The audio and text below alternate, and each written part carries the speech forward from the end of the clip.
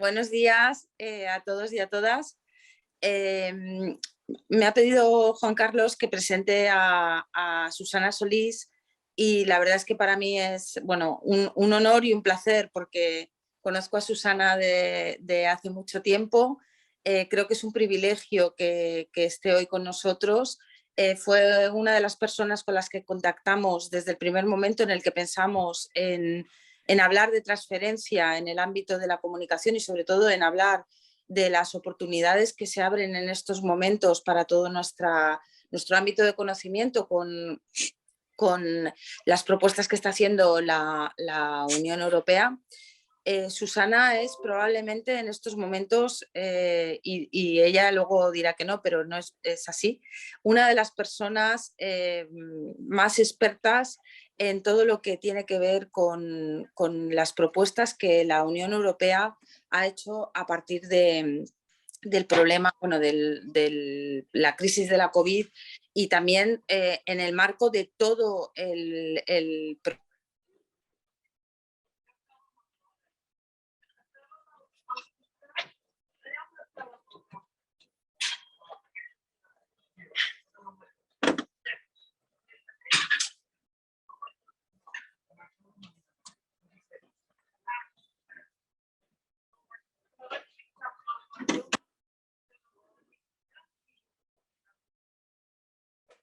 Johnson & Johnson. Y desde que entró en política se ha encargado de cuestiones relacionadas con ciencia y con universidad, aparte de otras muchas. Estuvo en la Asamblea de Madrid, fue diputada, la persona encargada de todos estos ámbitos, pero también de llevar y de gestionar y de negociar los presupuestos. Y después fue elegida eurodiputada por el Grupo Parlamentario Ciudadanos y en el Europarlamento, ella lo va a explicar mejor, ha tenido una labor fundamental porque además de pelear como eurodiputada, ha estado presente en lo que se denominan los trílogos, que son los espacios de negociación tanto de los presupuestos como de los fondos de recuperación. Yo he escuchado a Susana explicar todo el tema de las oportunidades que se abren y inmediatamente cuando pensamos en este congreso fue la primera persona que me vino a la cabeza, la llamé y ella accedió, siempre nos dice que sí, así que creo que es una oportunidad inmensa el poder tener a una persona que ha estado dentro de los espacios de negociación entre Parlamento, Consejo y Comisión y que además no solamente lo ha hecho desde una esfera muy alta, sino que es una eurodiputada que se patea el terreno. Me consta que ha estado recorriendo las comunidades autónomas para ver cómo se está traduciendo o intentando traducir en cuestiones reales la oportunidad que se nos abre, que además tenemos mucho dinero que gastar en poco tiempo y además tenemos un problema de mala absorción y creo que va a ser muy interesante su conferencia. Así que, Susana, muchas gracias. Siempre nos dices que sí y muchas ganas de verte en persona. Te dejo la palabra. Pues muchísimas gracias, Marta, porque siempre por esa introducción tan cariñosa, porque la verdad es que estoy encantada me hubiera gustado estar ahí, te lo dije, pero esta semana aquí en Bruselas es semana de comisión, una semana en la que tenemos que cerrar muchos temas y muchos informes y me hubiera encantado estar en ADG con todos vosotros, pero sabes que no ha sido posible. Y gracias por tu introducción, pero bueno, ya veremos todo lo que va a pasar aquí con los fondos europeos. Tengo una presentación que me gustaría compartir, no sé si puedo hacerlo, Marta. ¿Puedo compartir mi pantalla? ¿Luego? Creo que sí, nos dijo ayer Sara que sí, que me imagino que tienes que dar a compartir pantalla y ya está. ¿Se ve vale, ahora? Perfecto, ya se ve, ya se ve. ¿Se ve bien? ¿Se ve bien? Sí. Y bueno, pues hoy lo que quería hacer era hablar sobre los fondos europeos, como tú has comentado. Si hay preguntas, también me encantaría poder contestarlas. Porque, bueno, cuando se habla de Europa, pues tú lo has dicho, ¿no? El tema que está en todas las tertulias es el que nos toca a todos los españoles y con más expectativas se esté levantando es el de los fondos. Y aunque no sea por la falta de información en los medios, pues la realidad es que está habiendo muchísima confusión sobre cuándo, sobre cómo, sobre a quién van a llegar e incluso si van a llegar, ¿no? Así que mi idea es hacer una presentación muy sencillita sobre los fondos, pero que luego enmarque a la que vas a hacer tú mañana, que yo creo que es un tema que explica muy bien por qué hay esa confusión y es la falta de comunicación sobre los fondos europeos, y eso va a explicar muy bien toda esta falta de información que existe. Y mi idea es hacer una presentación muy cortita, que a lo mejor reflexionando sobre aquellas preguntas que me hacen más a menudo cuando hablamos de los fondos. Pero también antes me gustaría, ya viendo el foro en el que estamos, ¿no? Y que he visto las ponencias tan interesantes que habéis tenido estos días, hacer una reflexión sobre comunicación aquí en el Parlamento Europeo. Porque lo que veo también es que hay un déficit de comunicación en el Parlamento. Y esto lo hemos debatido justo la semana pasada y me pareció un tema interesante, pero esto da para otra ponencia. La semana pasada invité aquí al Parlamento a 12 periodistas de medios regionales de comunicación que conociesen la labor del Parlamento, el trabajo que hacíamos, y invité como ponente al director general de comunicación del Parlamento Europeo, que es la voz del Parlamento y además es español, ¿no? Jaume Duig, 30 años de experiencia en la institución, y fue muy interesante porque está haciendo una labor enorme y un esfuerzo enorme en los últimos años por comunicar el trabajo que hacemos, pero yo creo que sigue habiendo un déficit de comunicación y que me gustaría lanzarlo aquí, como digo, da para otra ponencia, pero que creo que enmarca muy bien qué es lo que está pasando. Puedo pasar la presentación, ¿no? Se ve. Entonces, mi primera reflexión, y solo quiero hacer unas reflexiones al principio, es si la Unión Europea tiene realmente un déficit comunicativo. Porque una de las críticas más recurrentes, que está fuertemente ligada al déficit comunicativo, que es que la construcción de la Unión Europea se ha hecho a espaldas de los ciudadanos, ¿no? Sin la aprobación expresa de los ciudadanos. Y desde el comienzo, desde los inicios de la Unión Europea, en el momento en el que se creó la Comunidad Económica, se ha pedido siempre más transparencia, más cercanía y menos hermetismo. Aquí una información que nos dio Jaume, algo que se está haciendo es que se está intentando mejorar esa estrategia comunicativa. En el año 2005 se creó el libro blanco de la Comisión sobre la política de comunicación, que propone pasar de una comunicación centrada en las instituciones a centrada en los ciudadanos. Se ha hecho un informe, el informe Ferrero, que también insiste en la necesidad de mejorar el conocimiento de la Unión Europea, y en el 2018 también se ha creado un portal, es el Díganos lo que piensa, en el que se permite a los ciudadanos compartir sus puntos de vista.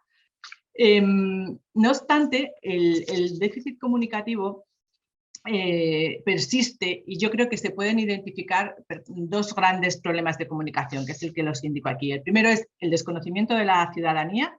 La gran parte de los ciudadanos no entiende el rol ni el funcionamiento de la Unión Europea. La Unión Europea se percibe como un órgano burocrático, complejo, muy alejado de los ciudadanos, y el hecho de que esto deriva de una falta de comunicación es evidente porque no se ha conseguido crear una imagen clara y comprensible de la misma. Y otro problema es la comunicación indirecta, porque la Unión Europea siempre se percibe a través de las noticias, es decir, indirectamente. Nuestra comunicación depende de los periódicos nacionales, y estos normalmente se ven atrapados por las grandes titulares, ¿no? Y en ese caso, pues en los últimos años o meses, pues las grandes titulares han sido las crisis migratorias, los refugiados, el Brexit, el populismo, la COVID, pero no se responde más, conocemos el trabajo más por la respuesta a la crisis que por el trabajo que hacemos diario en estas instituciones. Y bueno, yo no quiero meterme mucho en el tema de la comunicación, porque quizá esto da lugar a otro debate, pero creo que se está haciendo un esfuerzo muy importante, tanto en redes sociales como en otros medios de comunicación, pero hay evidentemente un nexo entre déficit democrático y comunicativo, ¿no? Y ahí lo vemos en la falta de identidad europea, que los principales problemas que se ven es la falta de identidad. Crece el sentimiento, en España, que somos muy europeístas, está creciendo un sentimiento antieuropeísta en Europa, por qué no se sienten ligados a la Unión Europea, los que se sigue poniendo la identidad nacional por encima de la europea, y es muy complicado pues sentirte parte de un proyecto que no entiendes cómo funciona. También creo que hay una falta de debate político europeo, y creo que es uno de los requisitos básicos de la democracia. Falta de participación en las elecciones europeas. Solo el 50% de los ciudadanos votaron en las elecciones anteriores. En España ha sido mucho mayor gracias a que estaban unidas a las elecciones nacionales y a las elecciones autonómicas y locales. Y eso ha dado pues, a una parte, un escepticismo que se ha visto reflejado en el Brexit, pero bueno, también se ha visto reflejado en otros países como Francia, como Alemania, como Grecia, Italia o Hungría y Polonia, ¿no? Y os cuento todo esto porque al final lo que se ha decidido es, lo que estamos haciendo en Europa es la conferencia sobre el futuro de Europa. Es decir, durante este año, durante estos 6 meses pasados y hasta la primavera del próximo, se está poniendo en marcha un foro de debate abierto donde podemos dar cabida a todos los ciudadanos, representados de todas las regiones europeas, donde realmente queremos ver qué Europa queremos, qué modificaciones necesitan los tratados, si estamos tratando los temas que más interesan a los ciudadanos. Y creo que este foro de participación abierto que se llama El Futuro de Europa, que intentamos comunicar por todas las comunidades autónomas, es importante y queremos dar voz a los ciudadanos a través de este foro, ¿no? El futuro, como decimos, lo decides tú. Hay unos 7, todos estos temas que son los temas principales de la conferencia, pero es una forma de dar voz a los ciudadanos y que los ciudadanos digan cómo queremos construir más Europa en el futuro y precisamente, bueno, pues poniendo a los jóvenes como prioritarios. Y os cuento todo esto porque enmarcando a los fondos europeos, ¿no? Es muy importante la respuesta del plan de recuperación y de los fondos europeos, fue un hito fundamental y tenemos que empezar aquí. Después de la crisis del COVID nos preguntamos si Europa estaba a la altura de las circunstancias, ¿no? Y algo que empezamos a ver cuando surgieron todos los problemas de suministro, faltaban respiradores, faltaban EPIs, cada país empezaba a proteger a sus propios intereses, empezamos a ver que la Unión Europea se podía desmoronar si realmente no dábamos una respuesta fuerte y una respuesta unida. Y por primera vez Europa decidió dar una respuesta conjunta a la crisis. Esa respuesta conjunta significaba que nos vamos a endeudar de forma conjunta, los llamados bonos, los bonos europeos que siempre los alemanes habían rechazado, se convirtieron en una realidad y en un tiempo récord se puso en marcha el plan de recuperación de la Unión Europea. Digo todo esto en un tiempo récord porque para entender por qué todo es tan burocrático, os he puesto ahí un puzzle como de las instituciones europeas, ¿no? A veces cuando vemos las noticias y vosotros que habláis de comunicación siempre es Bruselas dice tal, Bruselas ha hecho tal, en Bruselas tal.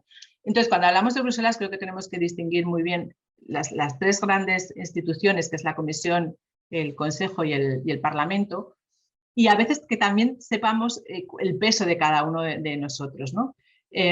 Porque al final eso hace que todas las regulaciones, reglamentos y al final el 70% de nuestros reglamentos que vienen en España vienen de la Unión Europea y tenemos que ver por qué esta complejidad y también cómo podemos reducir esta complejidad. Siempre tenemos a la comisión, ¿no? Que es los ministros, los que realmente cumplen, ejecutan y proponen la legislación, con la presidenta Ursula von der Leyen. Y la comisión, tiene 3... La comisión presenta siempre un plan de trabajo, ¿no? Y en ese plan de trabajo tiene 2 estrategias fundamentales que son las que luego van a enfocar todos los fondos europeos. Uno es la transición digital y otra es la transición verde. No quiero entrar en profundidad en cada uno de estos puntos, pero sí os digo que el 70% de los fondos o el 75% de los fondos europeos se tienen que marcar, el gasto de estos fondos se tiene que ir a estas 2 grandes prioridades, la transición digital y la transición verde. Por lo tanto, a la hora de elaborar propuestas en nuestro plan de recuperación o a la hora de que las comunidades autónomas, las empresas, los municipios realicen propuestas para los fondos europeos o se puedan invertir los fondos europeos, tienen que estar siempre enmarcadas en estas dos grandes prioridades. De la transición verde, bueno, solo quiero deciros que es algo, uno de los, yo creo que el objetivo más ambicioso que se ha propuesto la Unión Europea en los últimos años. Fijaros que conseguir la neutralidad climática en el año 2050 es muy ambicioso, y para eso nos hemos puesto objetivos muy ambiciosos para el año 2030. Y es lo que os quiero decir para que os suene el llamado paquete 55. Es decir, en el año 2030, ahora la Unión Europea se ha propuesto reducir el 55% las emisiones. Eso quiere decir, y lo he puesto ahí está en esa maraña, ¿no?, de legislación, que vamos a tener que revisar 14 legislaciones diferentes que nos van a afectar mucho a nuestros bolsillos como ciudadanos y como empresas o como autónomos, como pymes o como municipios, ¿no? Vamos a tener que revisar la legislación de emisiones de CO2, es decir, las emisiones que pueden reducir. Tenemos que retirar los coches de combustión o los coches híbridos antes del año 2035. Vamos a tener que revisar todas las directivas de energías renovables, todo lo que sea fiscalidad, vamos a tener que pagar todo nuestro sistema de ETS, es decir, nos va a afectar mucho y en gran medida, y de ahí que parte de los fondos europeos tengan que ir a esa transición verde, porque si no nos preparamos ahora con este dinero que viene de Europa, pues luego podemos tener un gran problema, ¿no? Ha dicho la Comisión, que es el que nos dice cuáles son las prioridades. Luego tenemos el Parlamento, ¿no?, que somos nosotros los ciudadanos, que somos los que al final colegislamos junto con la Comisión y con el Consejo, perdón. Y como veis, solo deciros una cosa, en este Parlamento Europeo pues, está muy fragmentado, como están todos los parlamentos, pero algo importante, los tres grandes bloques, es decir, el grupo azul que veis, el Grupo Popular Europeo, el Grupo Rojo, el Grupo Socialdemócrata y el Grupo Liberal, el amarillo, conforman una mayoría en la que siempre hay acuerdos, ¿no? Es decir, y yo creo que esto ha sido también muy importante para el plan de recuperación. Nos hemos puesto todos de acuerdo en el plan de recuperación europeo en que era necesario, y además os digo más. Cualquier ley, cualquier directiva, cualquier reglamento, cualquier resolución no sale adelante sin la confluencia de estos tres grupos. Y esto es importante, ¿no?, porque sería algo a imitar también en los parlamentos nacionales. En Europa, cualquier tema que yo presente, si no cuento con el apoyo de los dos grandes grupos, Socialista Europeo y Popular Europeo, quiere decir que o mi negociación ha sido mala, o mi propuesta no es la adecuadamente centrada, o realmente no me puedo presentar a mi grupo con algo que no tenga el consenso de los dos grupos parlamentarios, ¿no?, de los grandes grupos parlamentarios. Por supuesto, si tienes el consenso de todo el arco parlamentario, mejor, pero esto es una gran diferencia también con lo que pasa en España. Tú decías al principio que yo estaba en el Parlamento de Madrid, en la Asamblea de Madrid, y os puedo decir que esa es la gran diferencia entre la política nacional o regional y la política europea. Aquí os pongo una foto de la jornada que tuve con Jaume Duig, que es el director general de comunicación del Parlamento Europeo, porque realmente es importante, ¿no?, que él decía que es importante, que necesitamos comunicar este trabajo que estamos haciendo aquí en el Parlamento y que muchas veces pues, no se ve. Nos contaba, ¿no?, que, bueno, que en el Eurobarómetro los europeos consideran que es una de las instituciones mejor valoradas.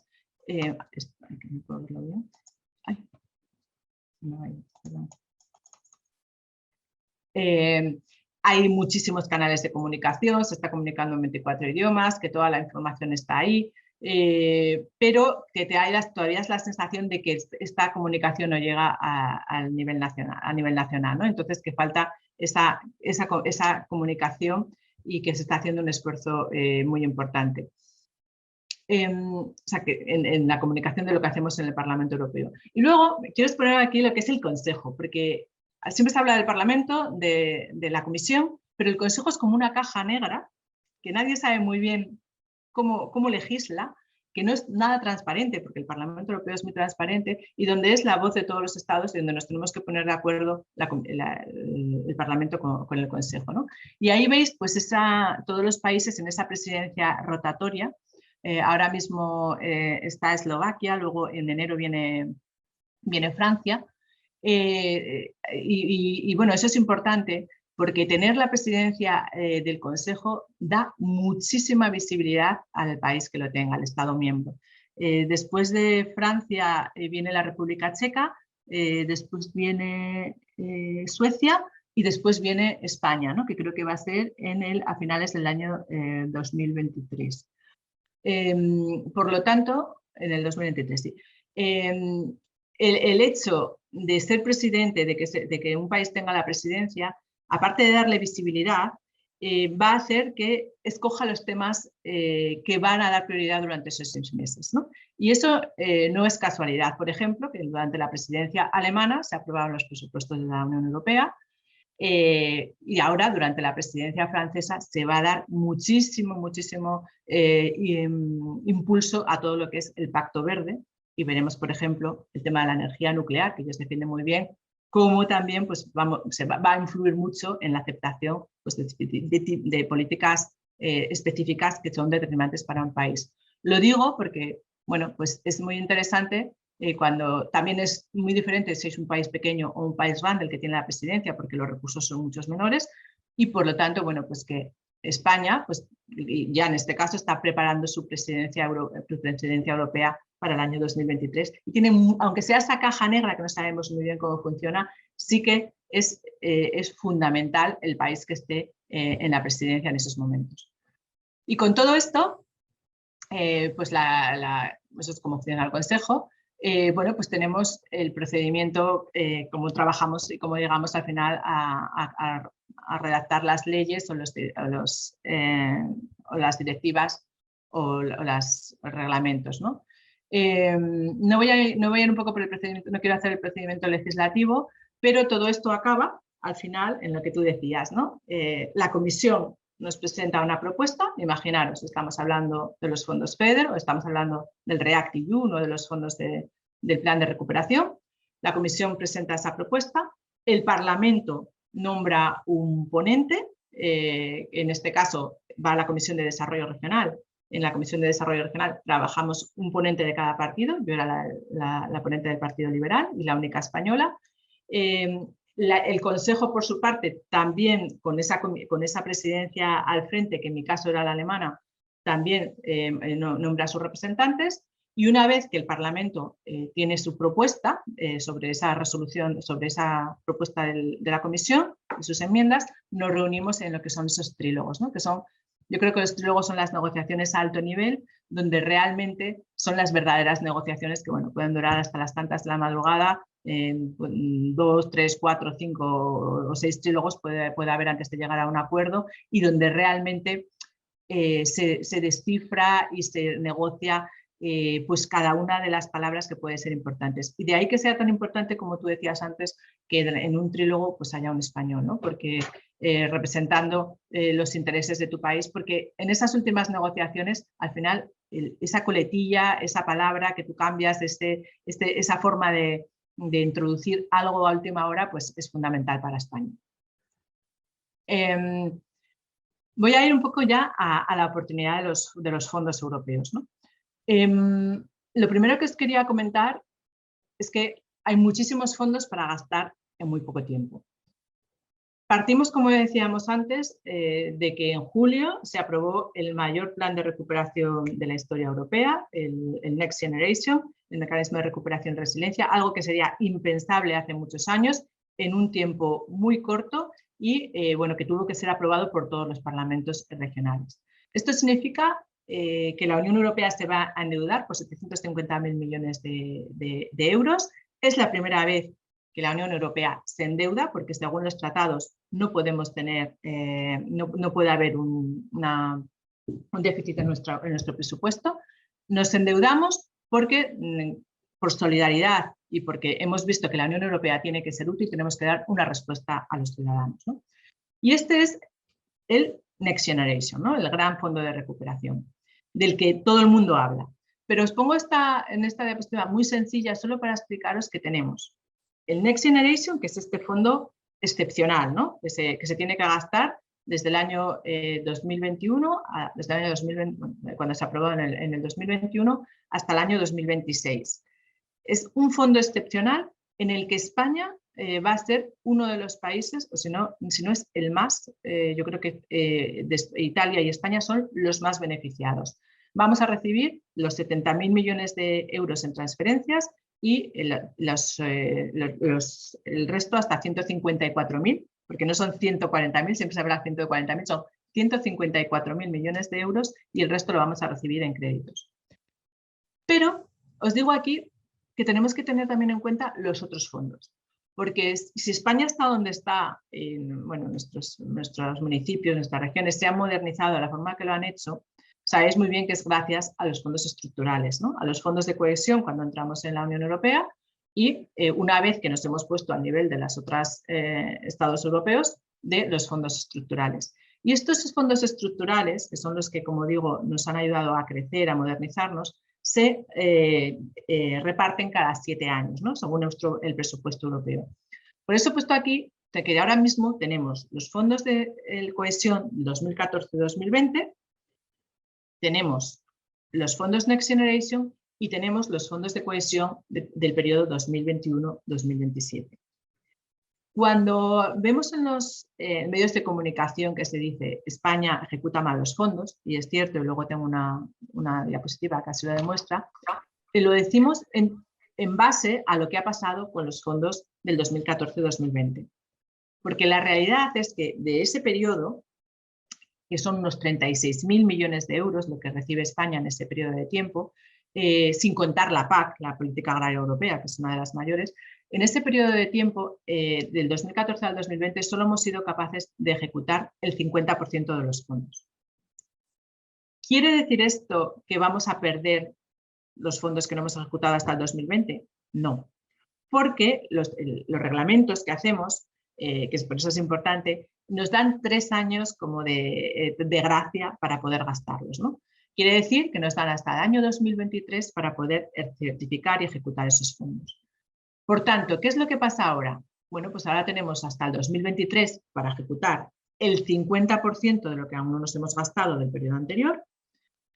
Tenemos también estos fondos de recuperación, 70.000 millones de euros, más todos los créditos que también están disponibles, que vamos a recibir de forma excepcional, y se solapa también con el periodo 2021-2027, donde también vamos a recibir 36.000 millones, más o menos lo que recibíamos aquí, 36.000 millones de euros. Es decir, se solapan muchos fondos en un periodo de tiempo muy corto. De hecho, vamos a recibir 4 veces más fondos de lo que recibimos habitualmente, pero para gastar en un periodo de tiempo muy, muy, muy corto. Y eso es un gran reto para nuestra administración, un gran reto para las comunidades autónomas, pero también para los municipios y para nuestro país. Porque si no somos capaces de gastar este dinero, pues lo perderemos, ¿no? Por lo tanto, importante, se solapan muchos fondos y vamos a recibir más dinero del que hemos recibido nunca. Y esto es la gran oportunidad para mí de los fondos europeos. He puesto aquí algunos fondos también que son interesantes desde el punto de vista de las pymes y de las universidades. Del plan de recuperación, por supuesto, que ya hay una ventanilla nacional donde se puede ver, pero precisamente el componente 13 está integralmente dedicado a las pymes y a la digitalización de las pymes, al emprendimiento. También está el fondo FEDER, que es uno de los fondos estructurales, que está muy dirigido también hacia la investigación, transferencia de conocimientos y universidades y apoyo a pymes. Como decía, plan de recuperación, pero también tenemos el FEDER.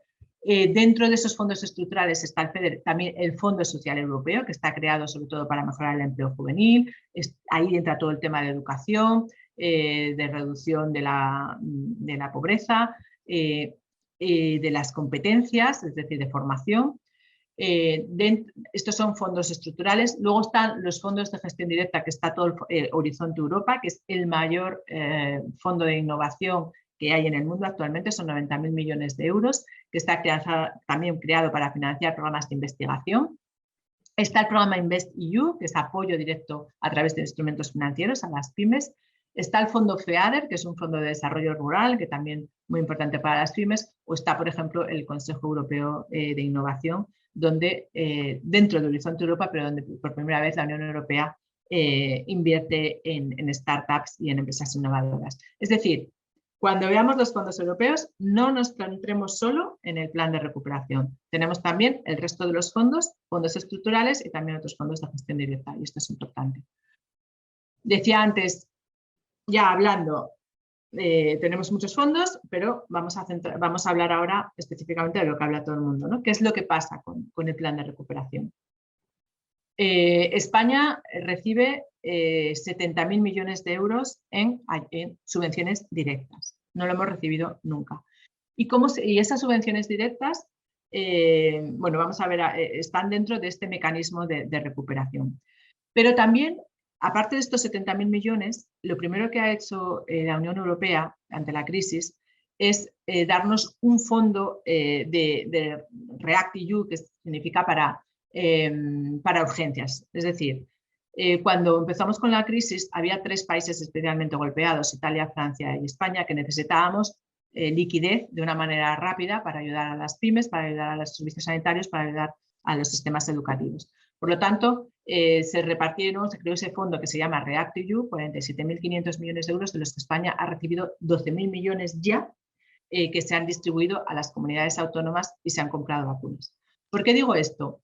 Porque hay dentro de este Next Generation se ha hecho el plan de recuperación, que está pensado en proyectos transformadores, 70.000 millones de euros para transformar nuestra economía, para pensar en el largo plazo, para inversiones, y un plan de REACT-EU, un fondo REACT-EU, que es en el que yo he estado, como tú dices, en esos trílogos negociando directamente, que se pensó. Y ahí es muy importante, pensamos ese plan específicamente pensando en España, Italia y Francia, en dar respuesta rápida a lo que se necesitaba. Y esos 12.000 millones de euros se tienen que invertir en ERTES, en sanidad, en educación y en tapar todos los agujeros que nos creó la crisis en un periodo de tiempo muy corto. Es decir, hemos pensado en el corto plazo y en el largo plazo. ¿Qué es lo que ha llegado a España hasta el momento? A España han llegado los fondos del REACT-EU.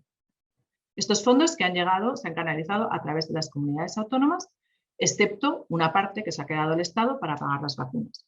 Por lo tanto, lo que nos ha llegado durante estos años, durante este tiempo, hasta ahora, a la economía real, son los fondos de REACT-EU, que los están gestionando las comunidades autónomas y con las que hemos comprado las vacunas. Que por cierto nos viene ahora una segunda parte de ese fondo REACT-EU con el que podemos comprar, por ejemplo, la tercera dosis de la vacuna. Esto es lo que hemos tenido ahora. Y de los otros 70.000 millones de euros, ¿qué es lo que ha llegado de los 70.000 millones de euros? Bueno, hay muchos titulares que nos han llegado ya los fondos europeos. Para recibir los 70.000 millones de euros, España ha hecho un plan de recuperación, el famoso plan de recuperación y resiliencia.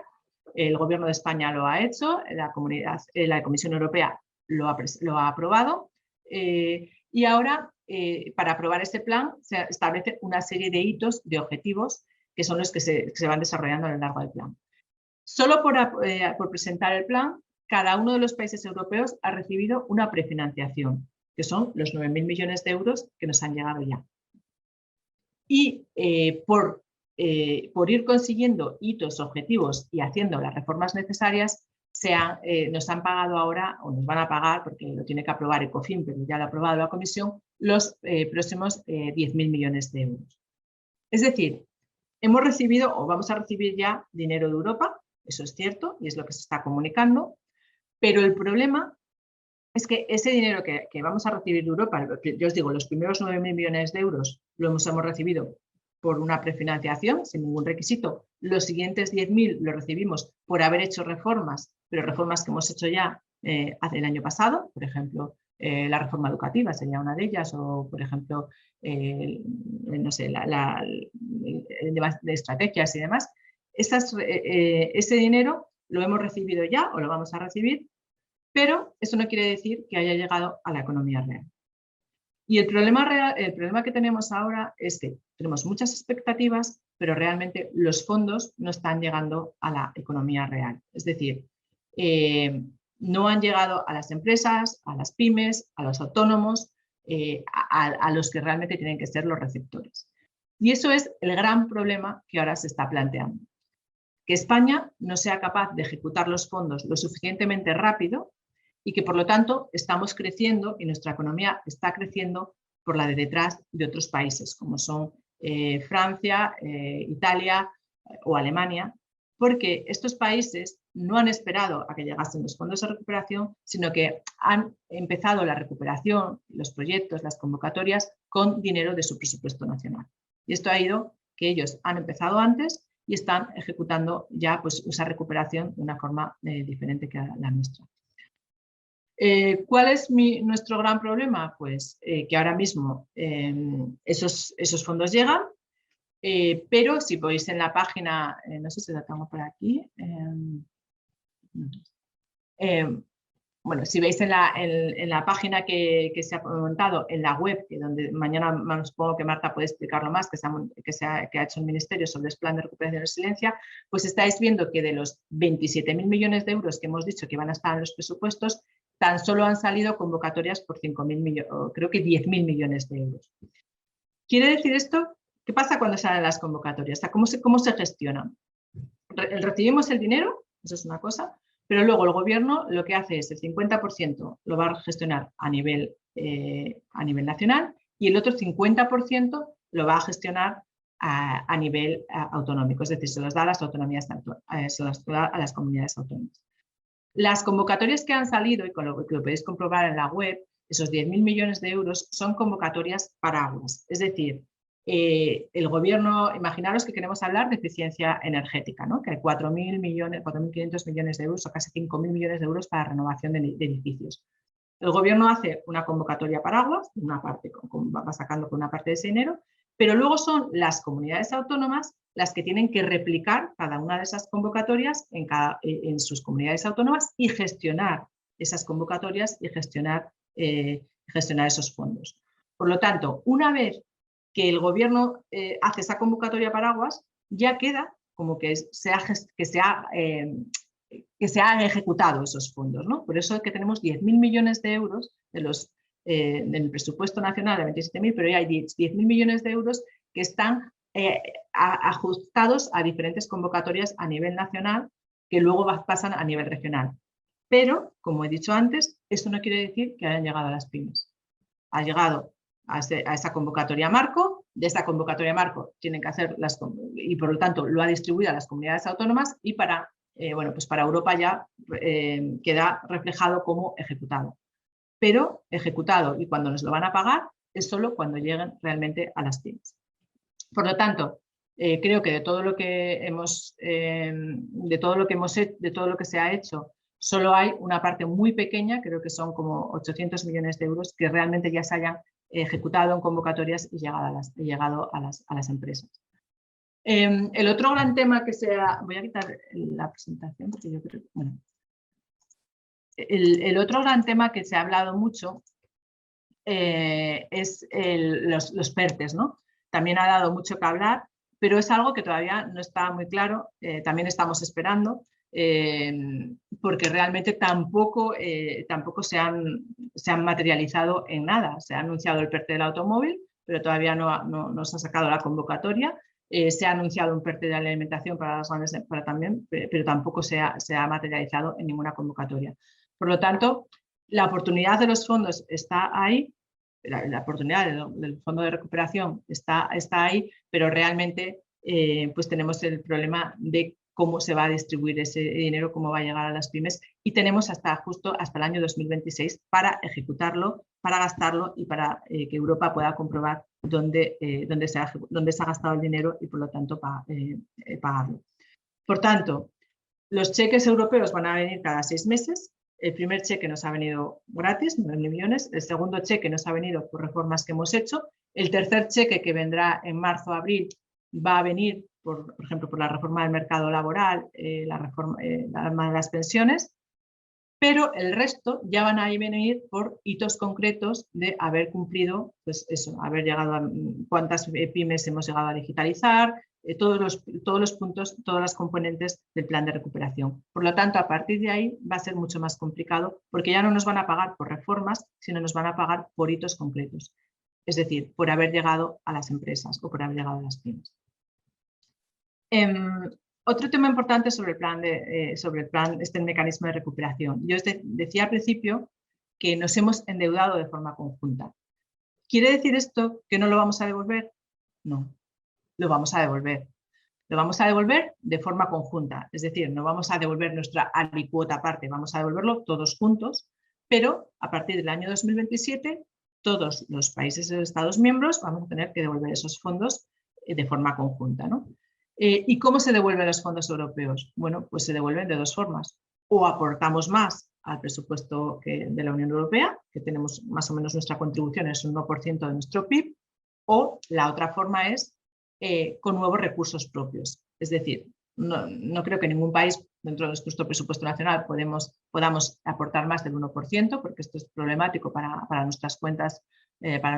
Por lo tanto, lo que la Unión Europea está haciendo para corregir ese déficit que hemos creado es nuevos recursos propios. Quiere decir, la forma amigable que tenemos en Europa de decir nuevos impuestos. El impuesto al plástico, el impuesto a las transacciones financieras, el impuesto a las tecnológicas.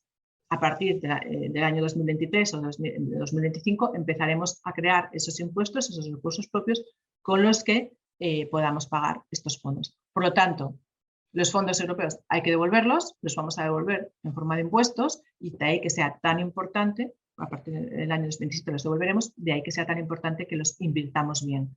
No solo gastarlos es una preocupación, sino que también los invirtamos en proyectos realmente transformadores que nos ayuden a modernizar nuestra economía y pues a crear empleo y que realmente los jóvenes tengan una oportunidad.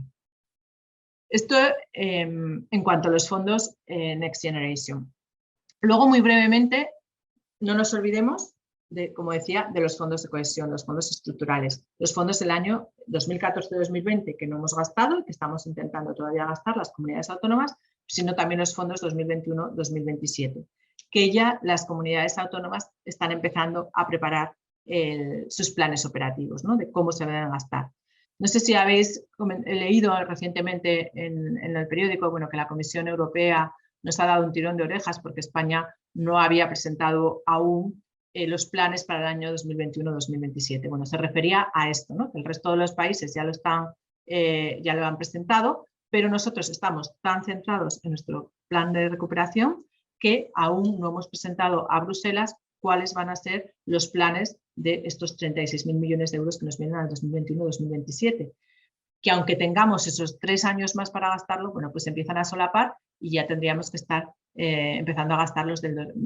No vamos a presentar el plan hasta finales del 2022, no se va a aprobar el plan, con lo cual ya estamos perdiendo 2 años que vamos a tener ahí, que vamos a tener que ir arrastrando. Por lo tanto, eso es otra de las prioridades que nos está diciendo ahora Bruselas. Y en esos fondos de cohesión, en esos fondos estructurales, pues están el Fondo FEDER, el Fondo Social Europeo y también un fondo importante que es el Fondo de Transición Justa. ¿Qué cambia en todo esto? ¿Qué es lo que ha cambiado, ¿no? En este nuevo periodo? Bueno, yo he sido negociadora también de los fondos FEDER, ¿no? Y ahí es muy importante, bueno, como os decía, como española, pues he defendido mucho las posiciones de España y lo que se ha intentado es sobre todo simplificar los fondos. Ahora mismo hemos visto que tenemos problemas, España tiene muchos problemas para ejecutarlos y por lo tanto se debían de simplificar. Hemos pasado de 11 objetivos a 5 y sobre todo lo que se ha indicado en este nuevo reglamento es que se tiene que gastar todo en la parte verde y en la parte digital. Es decir, tenemos que estos fondos que van a recibir las comunidades autónomas se tienen que invertir mayoritariamente en proyectos de innovación, digitales y verdes. ¿Qué es lo que pasaba antes con estos fondos FEDER? Porque España no siempre ha ejecutado mal los fondos, ¿no? España hace años ejecutaba el 99% de los fondos en un tiempo muy corto. ¿Por qué? Porque hacíamos infraestructuras. Lo que ocurre ahora es que Europa nos está pidiendo que hagamos proyectos de innovación, que invirtamos en las pymes y que sobre todo invirtamos en estas dos prioridades. Y eso es mucho más complicado para la gestión de una comunidad autónoma. Algo importante, ¿no? En los fondos FEDER, ahora mismo viene un reglamento nuevo y realmente, bueno, pues, que nos está diciendo cuáles son las prioridades más importantes y que tenemos que centrarnos en verde y en digital. Yo lo que he visto, y me preocupa mucho, y Marta lo va a comentar mañana, supongo, es la gran complejidad de estos fondos. Cuando hacemos aquí los reglamentos intentamos que sean sencillos, intentamos simplificar, intentamos que sean flexibles y creemos que lo conseguimos hasta que vamos in situ. Yo siempre decía, ¿no? Pues como negociadora, bueno, que he intentado simplificar los fondos, que este reglamento es mucho más sencillo, y me decían, vente, siéntate aquí en nuestra comunidad autónoma, siéntate aquí en la Dirección General de Fondos para ver realmente qué es lo que está pasando.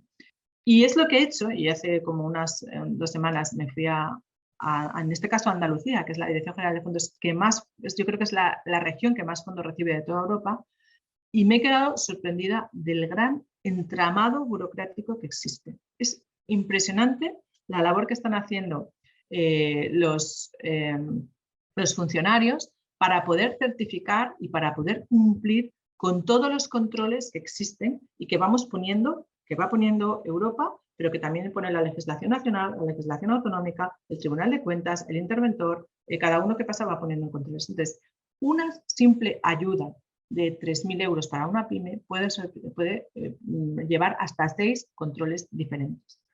Con lo cual, la complejidad es enorme. Y yo creo que si antes estaba convencida de que había que simplificar los procedimientos, ahora estoy aún mucho más convencida.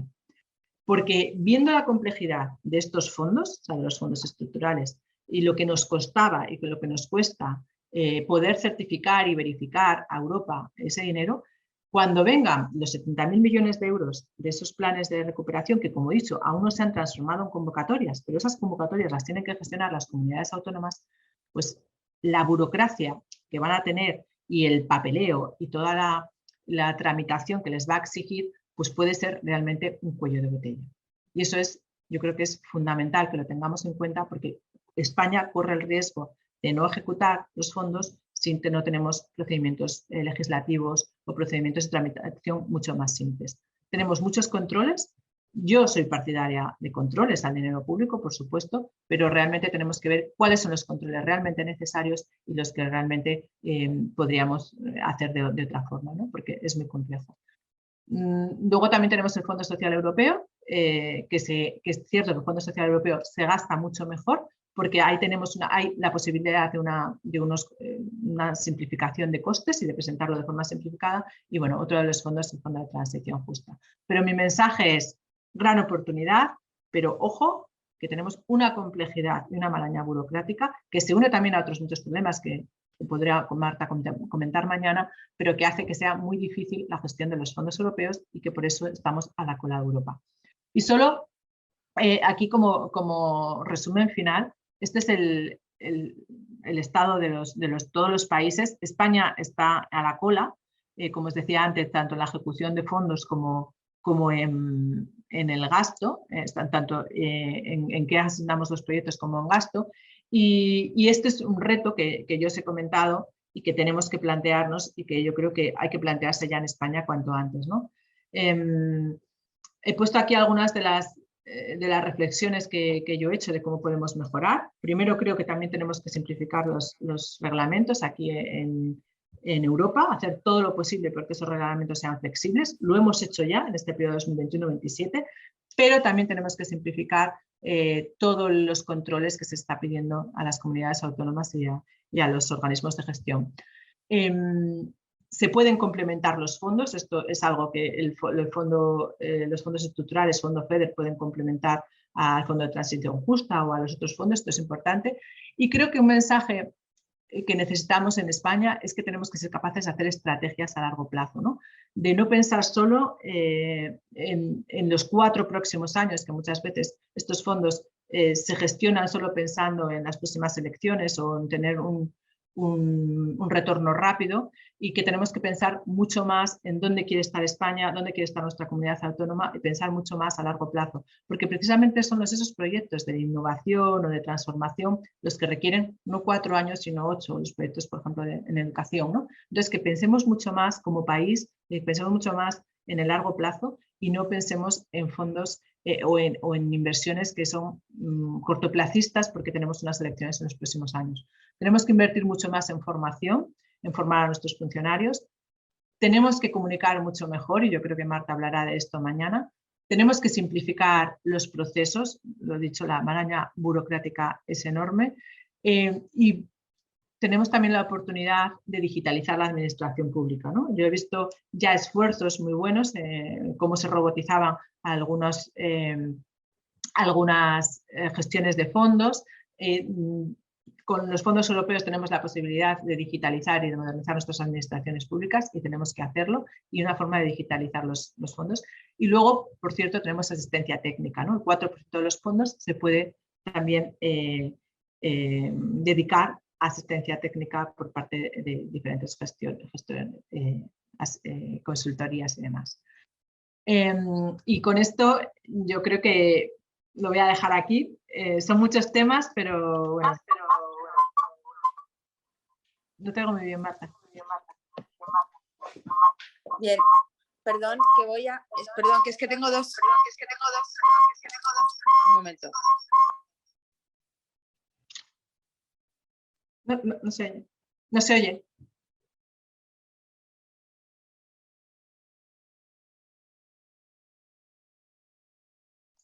Estás muteada, Marta.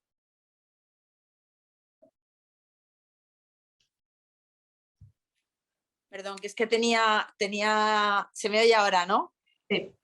Tenía abierta la pantalla del ordenador para ver más grande lo que estabas poniendo, pero no me va el micro, entonces tengo que combinar con el teléfono. Bueno, muchísimas gracias, Susana. Creo que como siempre has hecho un barrido de temas hiper complejos, que tienes una capacidad pedagógica increíble y creo que nos ha servido un montón.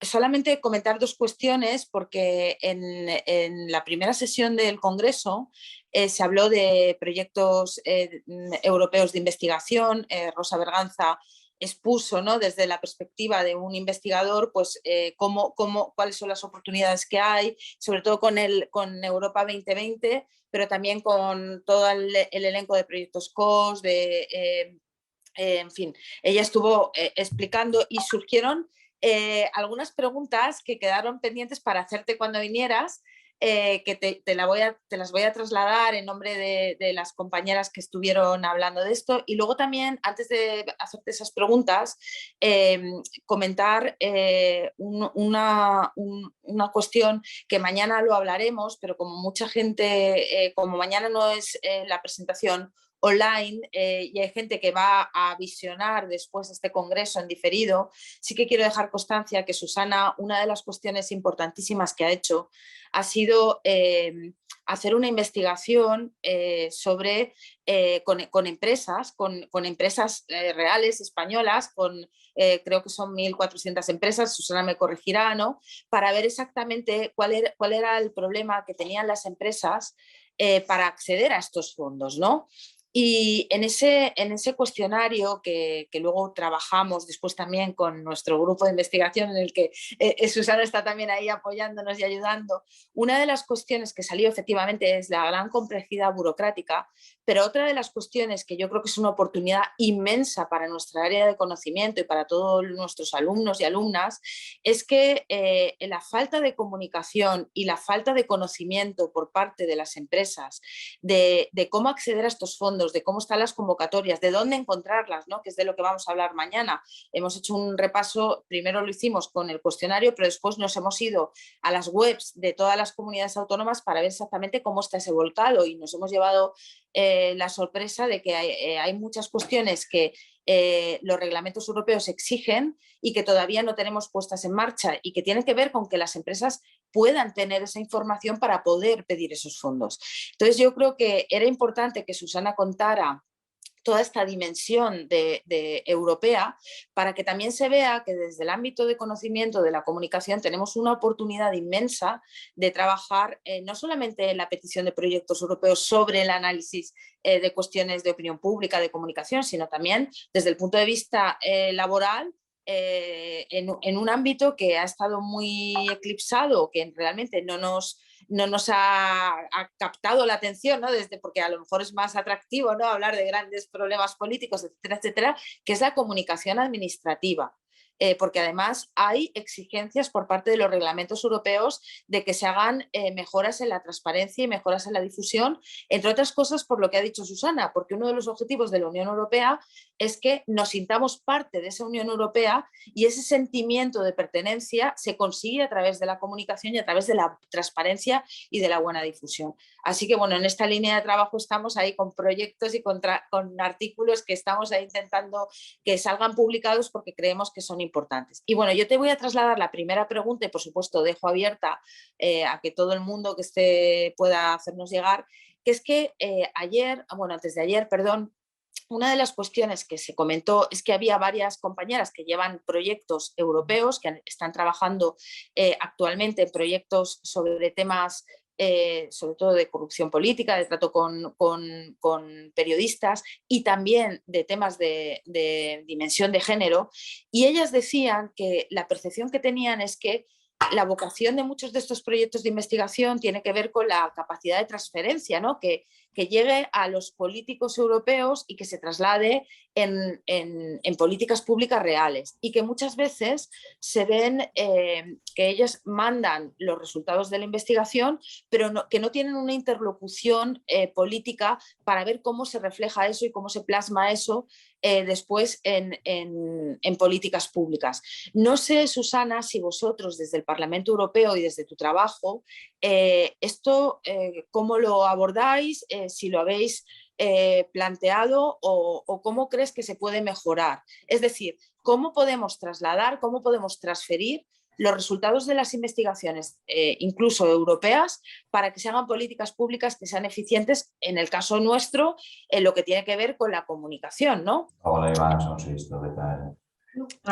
¿Qué tal? Mira, una preguntilla con respecto a los casos que me mandaste, Xoxe. Te los aí diante.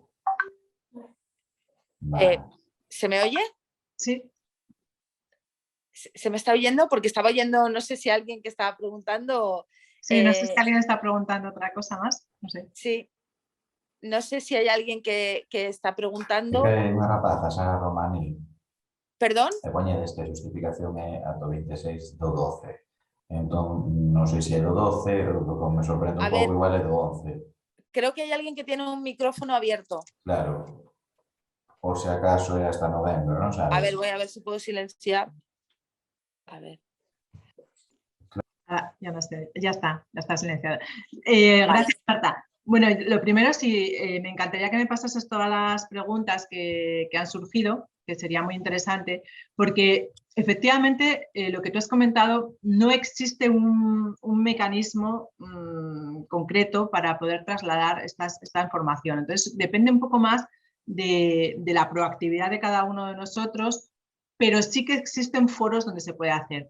Por lo tanto, creo que es algo, un punto a mejorar muchísimo nuestra labor. Yo quería un poco al principio comentar, hacemos muchas cosas en el Parlamento Europeo que no tienen visibilidad, pero realmente sí que se les puede dar visibilidad a este tipo de trabajos en nuestras comisiones, ¿no? Nosotros tenemos comisiones, las comisiones ordinarias, ¿no? Pues te pongo por el ejemplo, yo que sé, la de investigación, que está dentro de la industria a la que yo pertenezco, donde muchas veces hacemos hearings de informes que nosotros podemos proponer. Cuando algo es interesante podemos proponer un hearing, pero también hacemos muchas otras reuniones fuera de esas comisiones con foros de debate. O sea, estamos continuamente organizando y siempre pues, se puede encontrar el lugar para poder hacer este tipo de presentaciones. Y además es muy interesante. Lo que ocurre que ya depende un poco de la conexión que tengamos los diputados, ¿no? con estas personas. Y yo creo que de ahí que sea tan importante divulgar nuestro trabajo, que nuestras puertas estén abiertas y que haya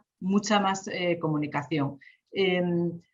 está el mecanismo oficial, ¿no? Le diría a través de una comisión, pero luego hay muchísimos foros de debate donde se pueden presentar y donde es interesantísimo, porque a raíz de las comisiones oficiales, pero también hay muchos foros, ¿cómo se llama? Comisiones que no son parlamentarias, pero que también grupos de interés que tenemos en el Parlamento Europeo que no es tan conocido, y hay cada uno de los diputados pertenecemos 4 o 5 grupos de interés diferentes donde tratamos un tema, y por ejemplo aseguro que habrá uno de estos de transferencia de comunicación y de información. Entonces es muy importante que transmitamos mejor también nuestro trabajo aquí y que también sepáis que existe toda esta información, y ese es el trabajo que el Parlamento Europeo está intentando hacer, que tiene, nos contaba Jaume Duig, que tiene más de 22 cuentas de Twitter, de redes sociales y demás, pero que al final no acaba llegando, ¿no? Y hay que hacer un trabajo mucho mayor y, por lo tanto, la comunicación del Parlamento tiene que ser mucho mejor. La nuestra también tiene que ser de puertas abiertas, pero ahí están. O sea, los canales existen, pero tenemos que potenciarlos y mejorarlos, ¿no? Ahí yo aprovecho para hacerte una propuesta. Bueno, por supuesto quedas emplazada como invitada de honor para todas las ediciones que hagamos, ¿no? Que esperemos que el Congreso tenga mucha trayectoria. Yo creo que lo va a tener porque el tema es importante, pero te hago la propuesta, si quieres, de hablar con las personas que pusieron sobre la mesa este problema que tienen como investigadoras de proyectos europeos, hacértelo llegar, e incluso tú como eurodiputada puedes plantear una, no sé cómo se llaman allí, en el Parlamento español son proposiciones no de ley, allí tendréis otro nombre, pero hacer una propuesta, porque como estás en la comisión de investigación, creo que es un tema muy interesante la posibilidad de que se establezca algún tipo de mecanismo más concreto y más estandarizado para poder recoger las propuestas de transferencia de los resultados investigadores que están haciendo pues, todos los investigadores europeos, ya no solamente en el ámbito de la comunicación, sino entiendo que en todos los demás campos. Así que pues, ahí me parece muy interesante el guante. Y mira, precisamente, Marta, yo esta semana presento, hay diferentes formas, ¿no? Lo que en España es la proposición de ley, aquí son resoluciones o preguntas orales con debate, y precisamente una de las que voy a presentar, que ya lo he presentado y que se ha aprobado, es una pregunta con debate y con resolución sobre la colaboración internacional en temas de innovación y demás. Por lo tanto, esta que tú estás proponiendo me parece interesantísima, y un diputado sí puede coger este tema, proponerlo a su grupo, oye, defender que esto es interesante, como lo he hecho con la parte de la cooperación internacional en temas de innovación, y de ahí que podamos acabar en un debate en el plenario con una resolución sobre esto. Por lo tanto, los mecanismos están, pero siempre tiene que haber como un liderazgo por parte de un eurodiputado que lo lleve pues, a la comisión o al foro correspondiente y lo convierta pues, en una resolución o una propuesta legislativa. Pero me encanta el tema y podemos proponerlo. Perfecto. No sé si hay alguna pregunta más, porque como es que yo estoy online y necesito... ¿Hay alguien que tenga alguna pregunta que quiera hacer o hago yo alguna más en el chat? No sé. A ver. No veo ninguna en el chat. Yo te quería también preguntar una cosa, Susana, con respecto al tema de los fondos europeos en general, no solamente el fondo de reconstrucción, sino también los fondos de cohesión. Tú que tienes esa visión genérica y sin comprometerte para nada en la respuesta, ¿qué percepción tienes de cómo se prepara la transmisión de la comunicación y todo el entramado burocrático para la absorción de los fondos en distintos países? ¿Tienes alguna idea de que hay algún país del cual España debería hacer benchmarking, ¿no? O copia de los procedimientos ideales y que creas que lo está haciendo especialmente bien, o crees que en general este problema es transversal a todos los países? Yo creo que el problema en España es muy específico y que creo que se tiene que abordar de forma más concreta. Si tú me preguntas algún ejemplo, bueno, el ejemplo que está ahora un poco en todos los medios es Italia, ¿no? Italia era un país que no remontaba y que, bueno, pues el hecho de haber puesto un nuevo gobierno muy tecnócrata que se ha hecho pensando en cómo gestionar estos fondos europeos y sobre todo que ha contado con el apoyo de todo el Parlamento, de la mayoría del Parlamento, pues ahí ha marcado la gran diferencia, ¿no? Porque al final yo creo que cuando hablamos del plan de recuperación, el problema es que hay mucha opacidad, ¿no? Falta de transparencia, es lo que poca comunicación con las comunidades autónomas, poca comunicación con los ciudadanos. Al final ha sido esa falta de comunicación ha hecho que al final todo el mundo tenga muchas expectativas, pero muy poca información real sobre cuándo, cómo, quién y quién los va a recibir, ¿no? Entonces, en España yo creo que esa falta de transparencia ha sido mayor porque no ha habido un proceso participativo. Las comunidades autónomas no han participado como pedían cuando se pedían los reglamentos. Lo han hecho de una forma muy oficiosa, pues a través de las conferencias sectoriales, pero no han participado realmente en el plan. Y eso hace que España pues tenga mayores problemas, ¿no? Y que no están teniendo a lo mejor otros países. Yo no he querido entrar mucho entrar más en el tema de la burocracia, de los fondos, el tema de la comunicación, lo he dejado un poco porque he visto que lo vas a hablar tú mañana, y de esa encuesta a las más de 1000 pymes en diferentes comunidades autónomas, pero ahí las respuestas eran muy claras, era muy homogéneo. No recibían fondos, primero, por todo el entramado burocrático, porque no sabían dónde encontrar la información, porque no sabían si el proyecto era elegible y porque se desanimaban ante toda la avalancha que se les venía encima, ¿no? Entonces, esto es algo que tenemos que mejorar. Tenemos que mejorar también la comunicación desde Europa a España, ¿no? O a los países y a las comunidades autónomas. Es decir, mucha gente, los fondos europeos, y lo veo en las comunidades autónomas, no piensan que ese fondo está financiado por la comunidad autónoma no por la Unión Europea, ¿no? O sea, primero tenemos que hacernos valer y decir, oye, esto es dinero europeo y esto viene de la solidaridad europea. Y ya empezamos con que tenemos un problema de comunicación, y yo insisto mucho aquí en que al final la gente, para tener ese sentimiento y esa identidad europea, tienen que ver que es que Europa les está ayudando. Y creo que tenemos que hacer mucho más hincapié en que Europa es útil y que Europa financia muchas de las infraestructuras o de las empresas o de los proyectos innovadores que tenemos en España, y eso no se ve lo suficiente. Por lo tanto, el campo ahí es de mejora, y en España yo creo que especialmente, ¿no? Porque somos un país muy grande, muy descentralizado, muchas comunidades autónomas, diputaciones, municipios, y al final se pierde en ese entramado. Hay una pregunta por el chat, dice Joana, no sé si la puedes leer o no, Susana, que le gustaría conocer un poco más cómo se maneja el tema de la innovación social por dentro, las propuestas que hay, y si consideras que en este área es necesaria trabajar el tema de la comunicación y por qué. Sí, este es un tema muy interesante. Todo el tema de la innovación social está dentro del Fondo Social Europeo, ¿no? Y bueno, yo he estado trabajando bastante a veces con organizaciones del tercer sector. El problema con la innovación social es que necesitamos mucha más comunicación. También en los fondos FEDER hemos metido siempre el tema de innovación social. Además, yo os digo, como negociadora de los reglamentos, siempre meto ese tema. El problema es que no está definido qué es innovación social. Entonces, muchas veces cuando intentamos tú estás haciendo un reglamento que tiene que venir para los 27 países y te sientas enfrente de otro que no entiende la innovación social como la entiendes tú y no hay una definición europea, ¿no?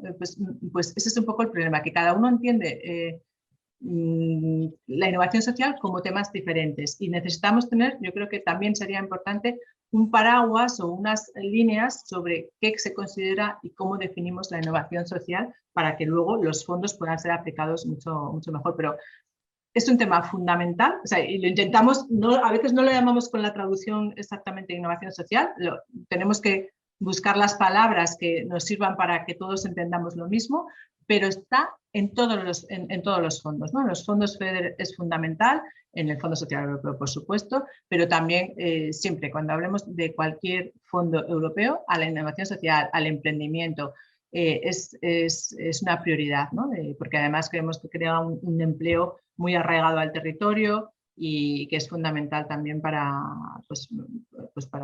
nuestra sociedad, o sea, prioritario. Nos falta también más comunicación, ¿eh? O sea, también. Y No sé si hay alguna pregunta más. Te doy las gracias, Joana. Gracias. Yo simplemente ya porque no queremos robarte más tiempo, quería preguntarte, has hablado de los dos grandes ejes que hay, ¿no? El eje de la digitalización y el eje de la economía verde, y me preguntaba ¿hasta qué punto crees que estos dos ejes pueden impactar o afectar al ámbito de la comunicación? Estoy pensando en las industrias culturales y estoy pensando también en la manera de reorientar nuestras propuestas investigadoras de tal manera que encajen, porque entiendo que estos dos ejes se van a ver traducidos después en las convocatorias nacionales de I+D+I y en las convocatorias autonómicas, que van a ser ejes. La investigación orientada va a ir por ahí. No sé hasta qué punto crees que, bueno, esto da para invitarte el año que viene, ¿no? ¿Hasta qué punto crees que podríamos plasmarlo dentro o hibridarlo dentro del ámbito de la comunicación? Pues no sé muy bien específicamente cómo podéis hacerlo, pero a ver, cualquier proyecto europeo tiene que ir metido en estos dos ejes. O sea, el 90% de los proyectos los tenemos que enmarcar aquí. Cualquier proyecto de innovación social, al final, que están muy relacionados, porque no va a haber transición verde si no va de la mano de la digitalización y al contrario, ¿no? Por lo tanto, están muy relacionados. Y a la hora de comunicar o de hacer proyectos de comunicación y de transparencia, creo que es fundamental, ¿no? que se enfoque en estos dos temas. A mí me da igual hablar de inteligencia artificial, de innovación, de cualquier tema, tengo que tener siempre en cuenta la transición digital y la transición verde y cómo puede afectar, ¿no? O sea, cómo puede afectar la huella de carbono, cómo afecta a cada uno de nuestro día a día. Y, por ejemplo, en el tema de la comunicación, yo creo que todo el tema digital es fundamental, ¿no? O sea, cuando hablo de digital y de digitalización, no solo estamos hablando de digitalizar las pymes, estamos hablando de que nos viene un marco legislativo, que es la Ley de Servicios Digitales, la Ley del Mercado Digital, la Ley de Inteligencia Artificial, la Ley de Datos, la Ley de Gobernanza de Datos. O sea, nos viene un marco legislativo enorme que va a transformar la forma en que comunicamos también, ¿no?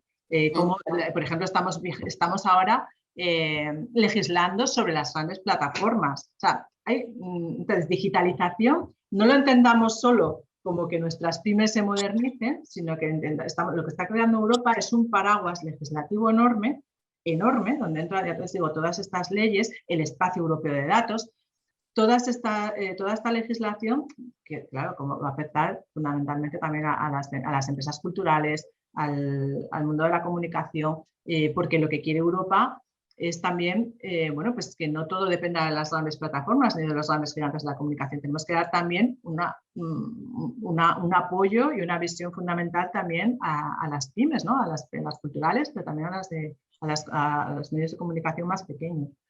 Entonces, todo va a ir unido, ¿no? O sea, el mare magnum legislativo es enorme y yo creo que en estos próximos 5 o 10 años Europa va a forjar qué quiere ser, y en este sentido, en la parte digital, que estamos un poco atrás, ¿no? Pues vamos a ver si somos capaces de marcar las pautas, ¿no? Y de cómo vamos a gestionar nuestros datos, nuestra información, la desinformación. O sea, son temas que están encima de la mesa ahora con reglamentos, ¿eh? O sea, estamos hablando de la desinformación, pero estamos teniendo en cuenta, pues hay una comisión sobre desinformación. Hay estos reglamentos sobre cómo se gestiona la desinformación. O sea, es un tema que da, como dices tú, da para un gran debate porque son legislaciones muy, muy, muy importantes y que están, bueno, pues que causan un gran debate, ¿no? Cómo gestionamos, por ejemplo, la publicidad, ¿no? La publicidad directa. O sea, son debates, cada uno de ellos, que estamos teniendo hoy en día. Bueno, pues Susana, yo creo que es que cada vez que te escucho se me ocurren más ideas y más ganas de que nos cuentes, ¿no? Yo creo que quedas emplazada ya no solamente para la edición del año que viene de este congreso, sino que creo que tendremos que montar algún seminario específico para trabajar contigo, para hablar contigo, porque hay muchas cuestiones que se están gestando y que son importantísimas y que tú nos puedes contar. Estaba pensando que cuando legisléis el tema de la desinformación, por favor, no olvidéis el tema de la transparencia, ¿no? Ahora se habla mucho de las fake news, pero también la falta de transparencia por parte de muchas instituciones también es una manera de desinformar, de generar lo que llaman los americanos la deception, ¿no? Y creo que es importante también el que legisléis en ese sentido. Nada, ay, Susana, es que yo te tendría mis clases todo el día, así que muchísimas gracias. Muchísimas gracias a vosotros. Bueno, personal que ha sido un poco todo demasiados temas y no sabía muy bien qué es lo que os podía interesar, porque he visto que, bueno, pues hay muchas personas de diferentes backgrounds, ¿no? Como ponentes, pero que me tenéis a vuestra disposición. Yo, si tenéis preguntas, y mira, esta propuesta que me has hecho me parece buenísima, Marta, que la tenemos que hablar. Preguntas, propuestas, o sea, precisamente si queremos acercar Europa a los ciudadanos, es esto, ¿no? Es que nos deis inputs, ideas. Ayer hablé sobre salud digital, que me parecía interesantísimo, con startups y empresas innovadoras, y eso es lo que nos alimenta nuestro trabajo del día a día, ¿no? Que al final podamos proponer enmiendas, propuestas, esa coletilla o ese párrafo que a veces parece inofensivo, pero que si tú eres capaz de meterlo en un reglamento es importantísimo, mucho más importante de lo que pensamos. Muchísimas gracias. Contamos contigo para que hagas de embajadora de las áreas de conocimiento en Europa, así que te haremos llegar cosas. Muchísimas gracias, Susana, y por tu tiempo, que sé que además has tenido que hacer ahí un hueco en la agenda y ha sido interesantísimo como siempre. Muchas gracias, de verdad. Gracias. Chao.